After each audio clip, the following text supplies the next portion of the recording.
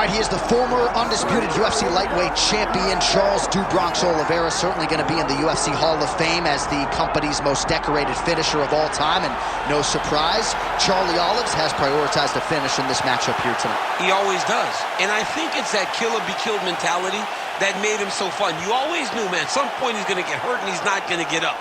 But during that time that he did, he was so fun. From Justin Gaethje hurting him on multiple occasions, to Michael Chandler, to everyone else kind of putting him down, to him lifting himself up and getting the victory. Tonight he will have to do that again.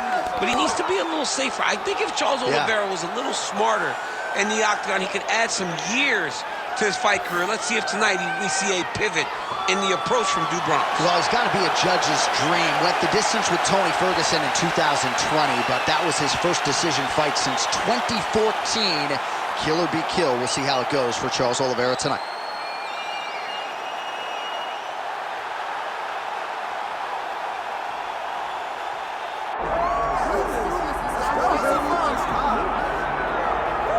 Well, you can argue this is the single hardest belt in the UFC to defend.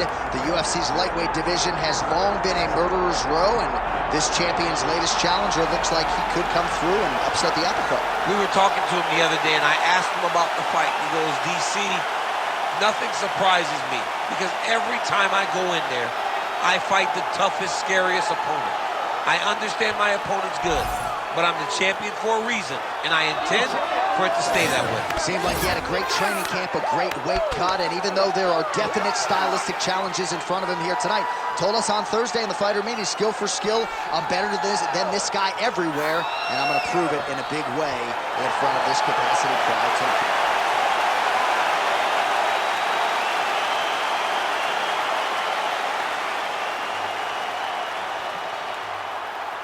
Our tale of the tape for this lightweight championship fight.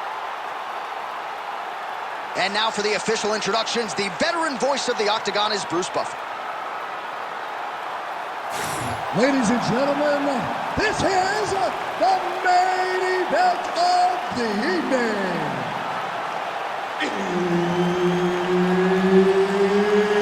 It's time! 5 rounds for the undisputed UFC Lightweight Championship of the world. Introducing first, fighting out of the blue corner, presenting the challenger, Charles "Do Bronx" Oliveira. And now, introducing the champion, fighting out of the red corner. Ladies and gentlemen, presenting the reigning, defending UFC Lightweight Champion of the world, Ilia Topuria.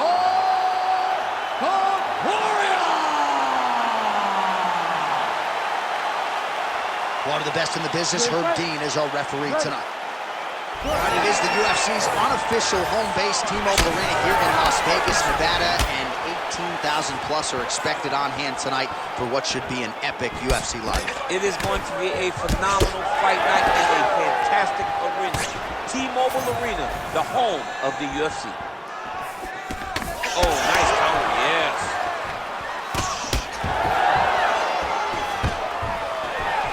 Oliveira doing the right things defensively. And now some distance as they pull apart. Look at the whip action that comes from him throwing that kick.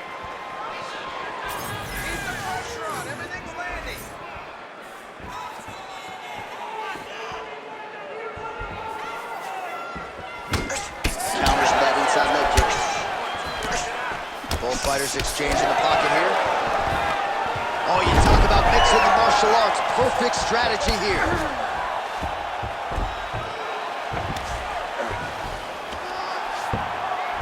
Right inside his opponent. Oliveira's going for the sub here. Oh, compromising spot here. Triangle choke is locked in. Staying busy from bottom position here.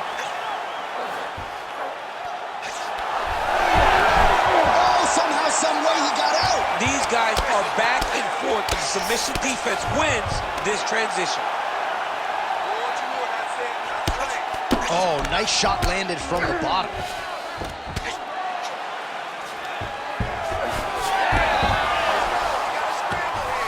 got to be careful here.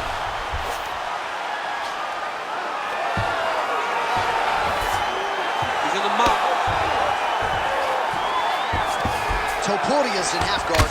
All right, so pretty good damage here with the ground and pound. Nothing superficial about these strikes. They are intending to harm. Oh, yeah, he's landing very accurately, and he's landing to get damage off.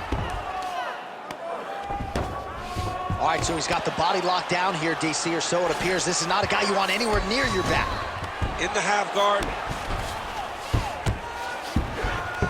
Nice defense. Oh, this is not good. Mounted crucifix, all that body weight from the top position. This could be the beginning of the end. Yes, this could be the beginning of the end. This is a very, very bad position for the bottom guy. Top guy has moved into a position where he can finish the fight. He just needs to make sure that the trap he has set is still tended to so that the guy doesn't escape from it.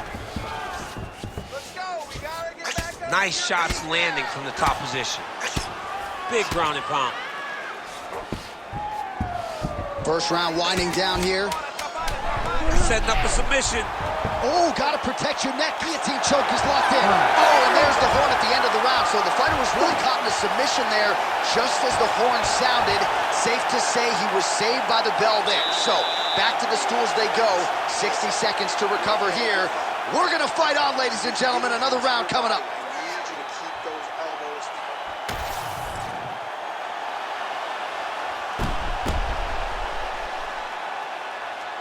All right, so there's the end of the round. It had a little bit of everything and nearly a finish due to a submission.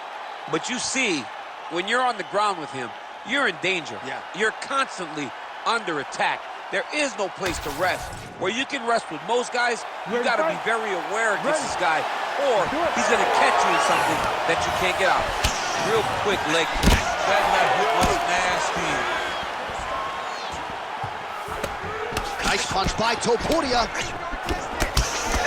Oh! Big shots exchanged in the pocket there. Oh! Oh, he is stunned, trying to recover here.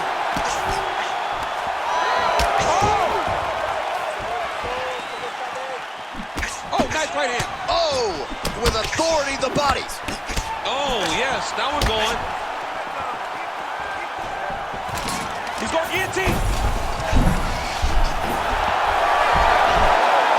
Submission defense. Oh, good defense, yes. All right, so that opened up a cut around his eye area. He hasn't moved his head well. He was taking shots too clean, and now a cut has opened up. All right, he remains in pursuit of the submission, but the defense continues to hold up. I'm not sure he's going to be able to find a finish here. In MMA today, guys are so well-rounded. They're so gifted. It's hard to just lock up a submission, but he continues to try. And in those efforts, he has given himself a chance to win this fight. I've never been submitted. You never have? Nope. Lucky guy. I have. Oh, he's got that submission locked in. He's in real John, trouble. it looks tight. It looks like he's going to get this. Oh, that is going to do it. That's got to be it. Oh, and he gets out. He beat the knee by creating distance. Once you free your knee from the hips, you have a chance. This man was so good at staying calm in the face of adversity. Really doing a nice job getting these shots home on the ground. Ooh, right into side control, DC. This is where you want to be now because you get to make your opponent decide. They try to turn back into you, you can attack guillotine. If they turn away to try to get to your knees, you throw your hooks in and you got all your rear choke submissions. I mean, these wrestling transitions are beautiful. These guys are really getting after it. Oliveira's in half guard. There it is. Now he's going to mount. Ooh, submission attempts in bunches tonight.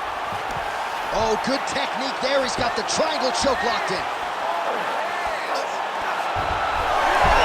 Armbar. Oh, how good is that as he gets out? That is great submission defense, keeping everything short and not allowing his opponent to get the submission victory. All right, working inside his opponent's guard here. You cannot sit in these jiu-jitsu guys' guard. And you can't have one arm in, one arm out. Guys will start throwing up legs, chasing triangles. rubber guard for him now, DC. Some people believe this is nothing more than a stall tactic. What do you think the offensive fighter is trying to do? He needs to regain his posture, right? He needs to shove that foot down from around his neck, shove it down, build your base, get that arm free, and then get back to work trying to advance position to your ground and pound. If you play in there, you can find yourself in a lot of danger if you're not careful. All right, so there's the horn. He got knocked down by a punch in that round, but he is able to survive. We'll see if they can make some adjustments. He's as tough as they come. He took that shot and he kept plodding forward. He got off of his butt. He got himself off of the canvas and tried to get right back to work. But he cannot take many more of these. You don't want to be the guy that's testing how tough that your chin is.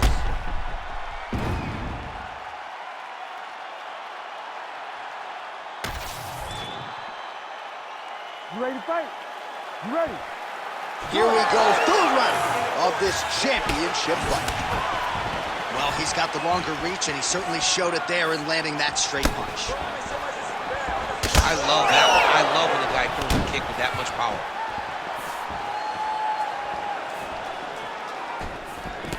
Very active with the left hand. Beautiful punch. Oh, he jumped guillotine right away. That guillotine is tight. How in the world did he escape that submission? Side control now. Trying to set up a submission now. Oh, Darce choke locked and loaded. He's gonna choke him. There it is. There's the choke. Charles Oliveira, the winner by submission. Well, everybody in this arena still digesting this result. What a win for him tonight, and he gets it done by submission, no less. He said he was going to get it done by submission. To watch an athlete call the shot is always fun. He should be very proud. All right, let's take a look back at the replay as he gets it done by submission tonight, champ. He does a great job of staying patient. He doesn't rush or panic. You are never safe when you're fighting this guy. You're in a lot of trouble. You're in a lot of trouble the entire time when you're this good in the submissions. Now we go inside the octagon. Bruce Buffer has the official decision. Ladies and gentlemen, referee Herb Dean has called a stop to this contest at 1 minute, 11 seconds of round number 3. Declaring the winner by tap out and new UFC lightweight champion of the world, Carlos the Bronx Oliveira. All right, Buff, thank you very much. And there it is yet again. Charles Oliveira adding to his submission total here with a win tonight. Bronx Charles Oliveira, the moment the fight hits the floor, you are constantly